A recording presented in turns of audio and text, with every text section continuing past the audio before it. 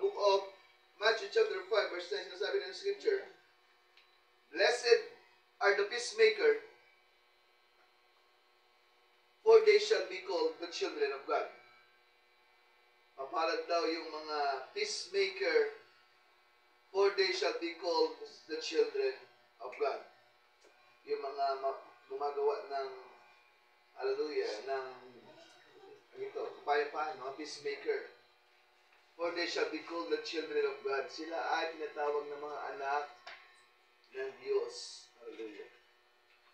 Amen. And he said unto them, Follow me, and I will make you fishers of men.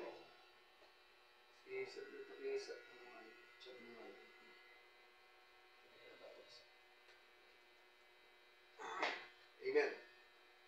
So, and he said unto them, Follow me, and I will make you fishers of men. Sabi sa book of Matthew. The fisherman is always looking for the right place to catch. Ito isa sa pinakamagandang characteristic ng fisherman. Naghahanap siya ng isang quiet place. And in quiet place, he is always looking for the quiet place to catch fish. The fish was not on the noise place. Tandaan niyo, mga isda, wala yan doon sa mga maiingay na lugar. Saan nagpupunta mga isda? Doon sa mga tahimik na lugar. Doon sila naglalagi, hindi sila bubulabog doon. Kaya ang fisherman, dapat marunong siya. Alam niya kung nasaan yung mga isda.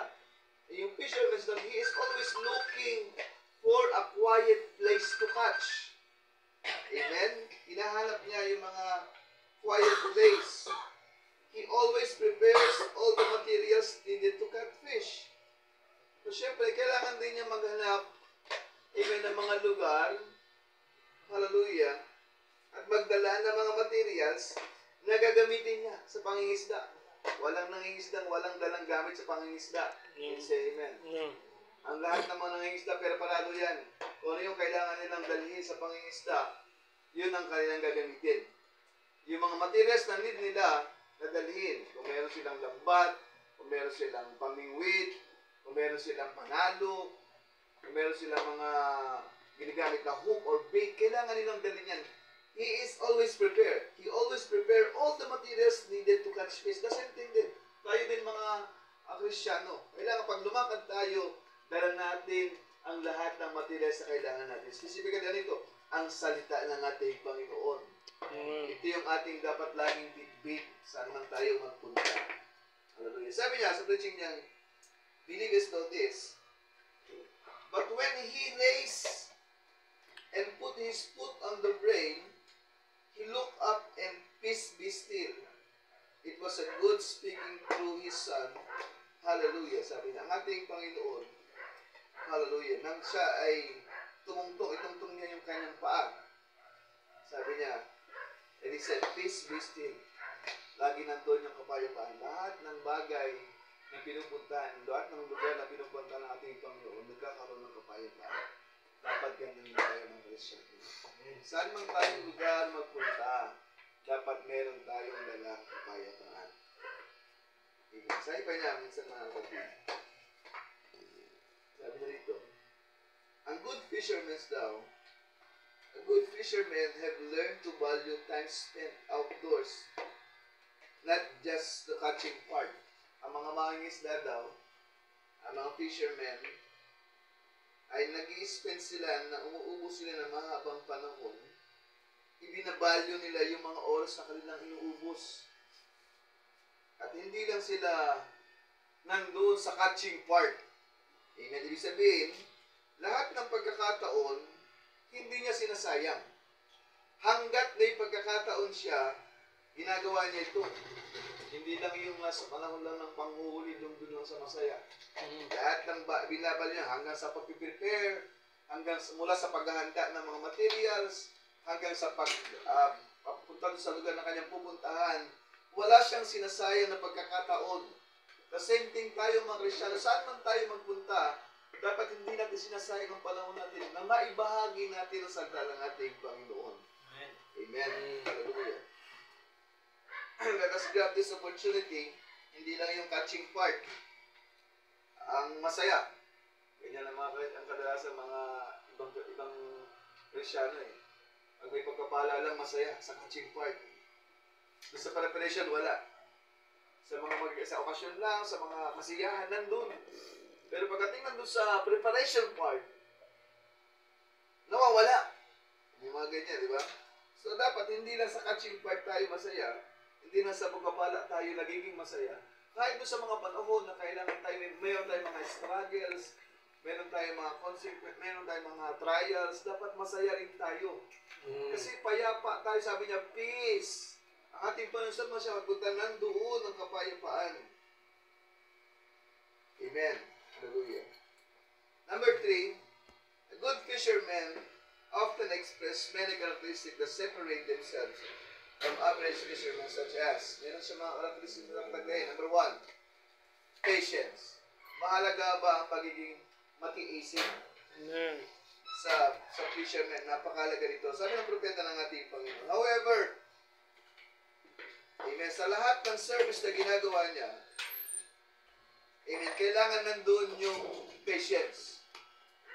Halimbawa, meron siya nandun siya sa panahon ng healing, divine healing.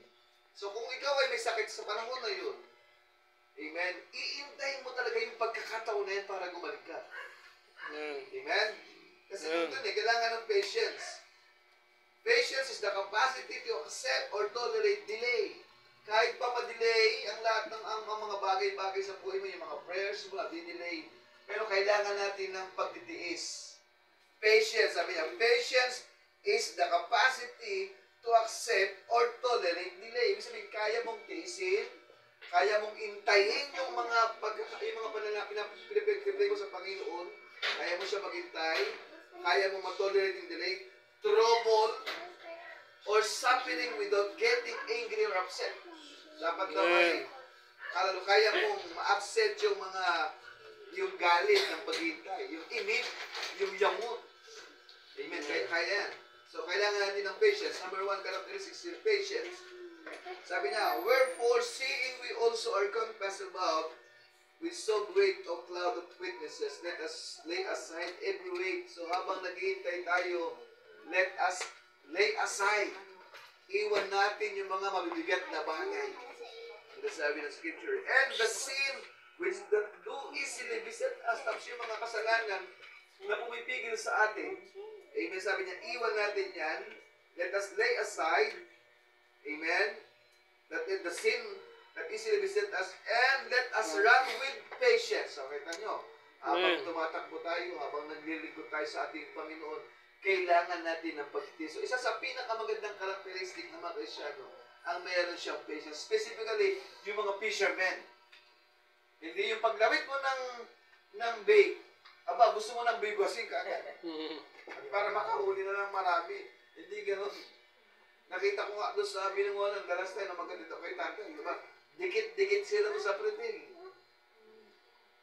Ang tagal kong manonood. Aba, yung tagal ng walang panahuli. Siguro mga 15 minutes ako nakatambay na wala silang nahuli. Sabi, nandun yung patience nila. Kasi may tamang pagkakataon sa lahat ng bagay. Sabi ng scripture, and let us run with patience, takbuhin natin may pagtitiis, the race that is set before us, yung mga takbuhin, ilagay at inilatag sa ating harapan. Walang sukuhan ang bagay na ito, mga kapatid. Sabi sa Book of Hebrews. Amen? Yan ang sinasabi ng scripture, pinaalala niya that they be not slothful, huwag daw tayo maging tamad, but followers of them who through faith and patience inherit the promises. Kundi maging tagasunod tayo. Amen. Sundan natin yung mga tao, hallelujah, na sa pamamagitan ng pananampalataya ng pagtitiis ay nakamit nila ang pangako ng ating Panginoon. Si Abraham, amen, nandyan. Example ng ating Panginoon, si Joseph, hallelujah. Yan yung mga pinangakuan ng ating Panginoon na nagintay, nagtiis sa mga trials, sa mga panahon na akala na wala na, pero hallelujah, dahil nandun yung patience sila, naghihintay sila, nagtiis sila sa biyaya ng pangako ng ating Panginoon. Kasi sinabi ng scripture, alam niyo na sinasabi ng Biblia, sabi, let us run with patience the race said before us, that ye may not be slothful, but followers of them who through faith and patience inherit the promise. Sabi niya, however, sabi niya sa preaching expectation, however, in every service, there's always divine healing. Now sabi niya, divine healing is only the vein, hindi yung pain. You never show the fish hook, o mapakita yung iyong hook. You show him the vein. He grabs the bait and gets the hook. So that, sabi niya, yung patience daw, amen, isa sa pinakamahalaga. Pag habang nandun ka, hayaan mo lang, kumagat ang kumagat siya. Ganun yan. Sharean mo lang na sharean. Ibiganin mo lang ang isang tao. Amen. Kung mga kaibigan mo, itrauma mo lang siya, hayaan mo lang siya. Unti yan. Habang kumakagat siya, habang unti-unti kumagat, pag nakagat na nila yung pinaka-bait niya, nalunok na nila yung bait niya, madali mo na siya mag-request. This is the reason why, kung bakit yung mga kaibigan natin, hindi natin sila iniiwasan, kailangan mabuo natin yung magandang relationship sa kanila. Amen. Hallelujah. Mabuo na yung magandang relationship. Amen. Pagka niyaya mo yan sa gawain ng ating sasama yan. Kasi alam nila, may nakikita sila eh. Nandoon, kailangan natin ng patience. It is the capacity to accept or tolerate delay or trouble. Alright, so nandun, patience. Number 2, persistence. Sa Tagalog, pagpupursigi. It is the quality that allows someone to continue doing something or try to do something even though it is difficult or opposed by other people. Isang klase ng pagpupursigi na nag-aalaw sa mga tao na ituloy yung mga bagay, huwag tumigil sa mga bagay kahit pa nakikita nila na yung oposisyon nandun. Yung mga kontra, yung mga ayaw, yung mga ayaw sumama sa iyo, yung ayaw maniwala sa iyo, tuloy mo lang. Sabi niya, kailangan mo ng persistence. It is the quality that allows someone to continue. Ibig sabihin, ito yung magbibigay sa iyo ng tulong para maipagpatuloy mo, amen, ma-share mo, maibahagi mo, maipakita mo sa buhay mo na nasa iyo ang ating Panginoon. Persistence. At number 3, kailangan mo ng analytical mind. Amen? You must be able to identify and define the problems, extract the key information. So, dapat mo alam mo, kaya mong i-identify yung mga problemang kinakaharap natin. Amen? Dapat marunong tayo mag-identify. Iisip natin, i-analyze natin. Amen? Ano ba ang dapat kong gawin? Kailangan ko bang makitay? Kailangan ko mag-tiis? Yung analytical problem. Marunong ko mag-isip. Amen. So, narito, amen, itong karakteristik ng mga ng bait at saka ng hook, laging ano yan, ay connected sa isa't isa. Yung bait, yung hook, I mean, dapat ito sharpen. I mean, in Biblia, the word of God is like a two-edged sword. Ibig sabihin, matalas ito. Although meron siyang bait na nakalagay, pero tandaan niyo, matalim ito, matulis ito. It's sharpened. Amen? It has a barbed wire, it's a carved or bended, while the hook, or while the bait is fresh and can hold the hook and fit with the hook. So dapat daw yung ating pain, which is our life, yung bait, it is the word of God. Yung hook, ito ay ang salita ng ating Panginoon. Ang pain ay walang iba kundi yung buhay natin. Dapat ang buhay natin ay laging fresh. Amen. Yung buhay natin can hold the hook. Kayang umakma dun sa hook. Yung buhay natin ay kayang mag-fit sa hook. Can you say amen? Ang hook ay word of God. Dapat ang ating buhay ay nakapit sa hook. Amen? It's fresh. It can hold the hook. Fit with the hook. Amen? Dapat lagi sariwa. Para mahuli ang isda. Amen. Tuloy na natin Panginoon. Ang ating Panginoon bilang isang great fisherman, nagturo siya ng pangingisda. He teach us how to catch fish and make us fishers of men. Sabi niya, if you want to catch fish, sabi sa book of, nasa description kanina, kung gusto mong mangingisda at makahul ng isda, ang sabi ng scripture, follow me and I will make you fishers of men. I repeat, ang sabi ng ating Panginoon, kailangan natin siyang sundin para maging mangingisda tayo. Yun ang tinuro sa atin. This is a great fisherman. He teach us how to catch fish. He make us fishers of men. Ikaw, ako, tayo ay mga bait, tayo ay mga pain, yung buhay natin ay pain. At kailangan ng ating pain, ating buhay ay laging sariwa. Let us show to them your fresh life, hindi isang buhay na stinky life. Amen. The word is the hook. Sabi ng scripture. Amen. Kaya nga meron tayong sa Biblia kung paano ang ating propeta ay nagpaturo siya ng kung paano mangisda. Amen. Sabi ng propeta ng ating Panginoon sa preaching niya, why are people so tossed about? That's what they should like to say. And the angel of the Lord taken me out then. He taken me to a real bright stream of water. It was the most beautiful blue water, and great fish was swimming around it. And he said, I will make you a fisher. Gagawin kitang fisher. And he said, sabi niya, now cast your lure into the water. When you do, put it slow first time. Sa una daw, pag binato mo yung lure yung bingwit sa dagat, dapat daw ay kailangan mong hilahin to ng slow. Medyo mabagal sa una. First time. Next time, just give it a little jerk. Sa pangalawa, medyo malakas konti. Not too hard, sabi niya. And the next time, set your hook for the catch. Sa pangatlong daw, nagpagbigwas mo, kailangan na mahuli ang isda. Kaya meron first pull, second pull, and third pull. Yung first pull ay ang tinatawag nating hearing and discernment. In the second pull,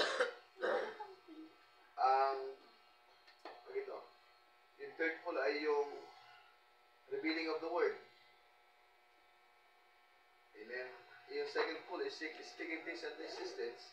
Kasi kaya pinapangalo ito ng propeta, tinuturuan tayo kung paano natin ibabahagi sa namin. Sa una, yung unang healing and discernment, kung sa mga tao, kaibiganin mo sila, tulungan mo sila, maging close ka sa kanila. So, kailangan yun. Sa buhay natin, bilang mga tayo nakikipamay sa mundo ito, mga kapatid. Kailangan natin yung first pull, second pull, at saka third pull. Sa pangatlong hatag daw, the last pull, sabi niya, the next time, set your hook for the catch. Siguraduhin mo na mahuhuli mo yung isda. And I started, sabi niya, throw my line in the water. Pinatin niya yung kanyang then pull, and everybody begin rejoicing and saying, that's wonderful. Sa una, ganyan talaga. Pag nag-share tayo ng word of God, ang ganda. Nabibigyan sila. Pero unti-unti, ay kailangan makita nila, makagat nila yung pinaka-pull natin. Amen. At ang sabi ng propeta ng ating Panginoon, ganyan ang mga isda. So sa pinakasimpleng bagay, isa lang din tuloy ng scripture. Amen. Ito sinasabi niya, and he said unto them, follow me, and I will make you fishers of men. Amen. Gusto mo maging makahuli ng isda at maging fisherman ng ating Panginoon. Wala tayong ibang gagawin kundi sundin natin ang ating Panginoon. It's the very first basic na gagawin natin. Follow Christ. Follow me, and I will make you fishers of men. Amen. At ang sabi ng ating Panginoon, if you want to follow me, take up your cross and follow me. Isanin mo ang iyong cross at sumunod ka sa akin. Sa iyo po, sa gabi ito, magandang gabi sa inyo lahat. Mga kapatid sa mga service natin, ngayong lahat ay umawit sa ating Panginoon. Awitin natin